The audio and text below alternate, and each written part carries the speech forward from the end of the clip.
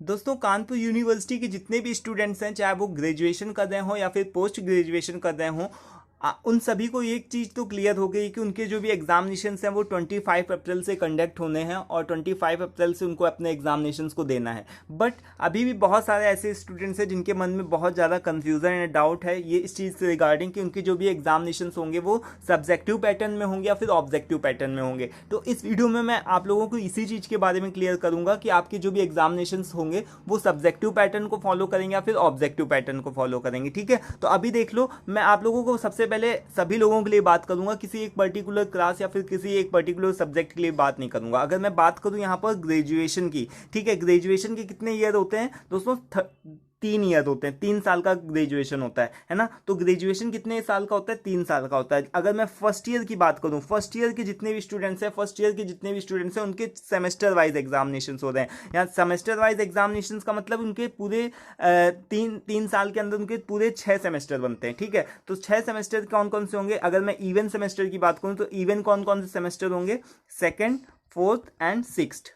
और odd semesters की अगर मैं बात करूं तो ऑड कौन कौन से होंगे? फर्स्ट, थर्ड,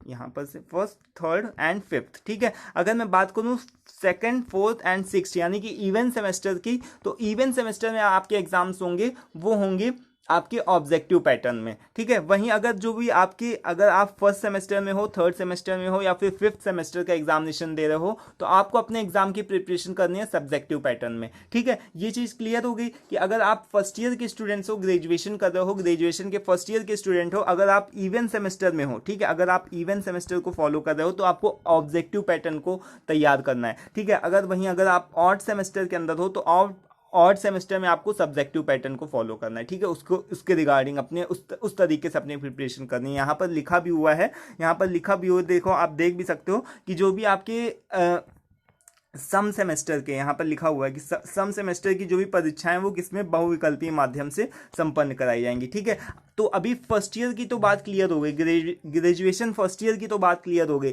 अब मैं बात करता हूँ सेकेंड ईयर और थर्ड ईयर के स्टूडेंट्स की। ठीक है, तो सेकेंड ईयर और थर्ड ईयर के स्टूडेंट्स की मैं बात करता हूँ। अब आप सभी लोगों के 9 पेपर होने, ठीक है, आपको पता है कि आपके फाइनल एग्जाम्स होंगे और 9 पेपर होंगे। ठीक है, 9 पेपर यानी कि 3-3 सब्जेक्ट होते हैं सभी लोगों के। ठीक है, हर एक का 3 सब्जेक्ट होता है, यानी कि कोई भी आप चीज़ करोगे सेकेंड ईयर में हो तो 3 सब्जेक्ट आपके होंगे और हर एक पेपर भी आपके हर एक सब्जेक्ट का 3 होगा। ठीक है, तो यहाँ पर जैसे मान लो कि मैंने एक लिया हुआ है अपने इंग्लिश लिटरेचर लिया हुआ है। ठीक है, इंग्लिश लिटरेचर लिया हुआ है, इंग्लिश लैंग्वेज लिया हुआ है, ठीक है, और मान लो सोशोलॉजी लिया हुआ है। ठीक है, 3 सब्जेक्ट मैंने लिए हुए हैं। तो अब इन तीनों सब्जेक्ट के अंदर 3-3 भी एग्जामिनेशंस होंगे। ठीक है, 1 2 3, ठीक है, 1 2 3 इसके अंदर भी होंगे। ठीक है, इसके अंदर भी 3 होंगे। ठीक है, सोशियोलॉजी के अंदर भी 3 होंगे। ठीक है, तो इन तीनों में से आपका एक ऑब्जेक्टिव होगा, बाकी 2 सब्जेक्टिव होंगे। तो यानी कि अगर मैं सेकेंड ईयर और थर्ड ईयर के स्टूडेंट्स की बात करूं तो उन सभी लोगों के जितने भी स्टूडेंट्स हैं उनके 3 पेपर तो ऑब्जेक्टिव होंगे